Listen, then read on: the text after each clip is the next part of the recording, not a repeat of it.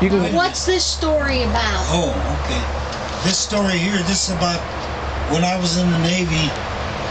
There was this other engineer, and his name was Joe Grotz. Grotz. And he was a German, and I was an Italian. And he was always riding me, calling me a guinea and a ginzo and that Hun bastard. stuff like that. And I would call him a Nazi. You know, every time he'd call me a guinea, I'd go Sieg Heil. I'd give him the Heil Hitler.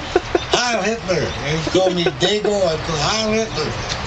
So one day, I'm leaning up against the bulkhead like this, and he's right by the ship's railing.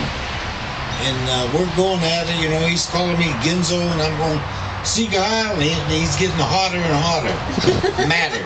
So, finally one time I go, Sieg Heil, and he says, that's it, Ginzo, you've had it. He comes at me, and I thought he was going to punch me, and I had my leg up like this. I pushed him, and I almost knocked him over the side. Over the side. He would have been shark bait if I... He would have been Nazi shark bait. Yes. How did you get back?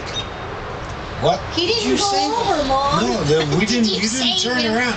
Man overboard, you didn't turn around when you were in a convoy or something on a mission of war. You didn't turn around.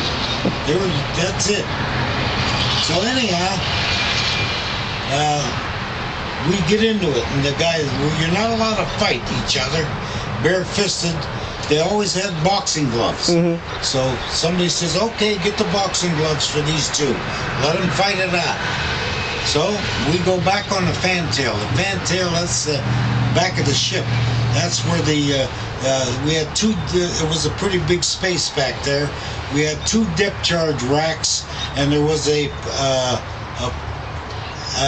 hatch where you could bring up other depth charges if you needed them. So I'm standing back there by this hatch, and he's up above by the superstructure. So okay, and I hear the two guys are down there. They're looking for, I could hear them. They're looking for the boxing gloves. And the one guy's saying, where are they? I can't find them. Where the heck are they? And when I hear that, you know, now I didn't want to fight this guy. I didn't want to fight this guy because we were about the same size, but he was more muscular than me. I think he could have beat me. So anyhow, I hear them guys down there, they can't find the gloves. So all of a sudden I start getting brave, you know. And I start saying, come on, where are these gloves? I want these gloves. I'm going to beat this guy to a pulp. I'm going to mobilize this guy. I'm going to kill him. And he's starting getting scared. I could see him sweating. And I kept going. They couldn't find him, you know. I could hear him down there. And I said, get them gloves up here. I didn't let them guys hear me, but I'm saying, come on, get them gloves up here. I'm going to kill this guy. When I get done with him, they're going to pick him up with a shovel.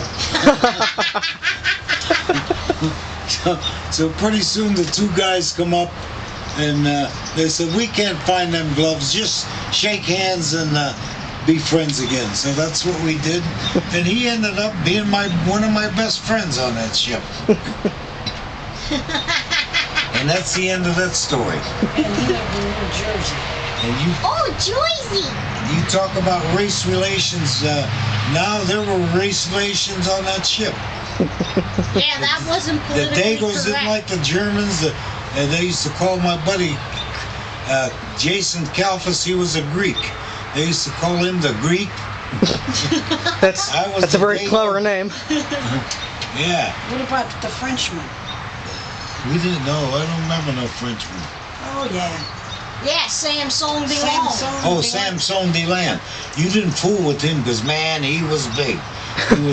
He used to lift weights. One time we went over on the beach.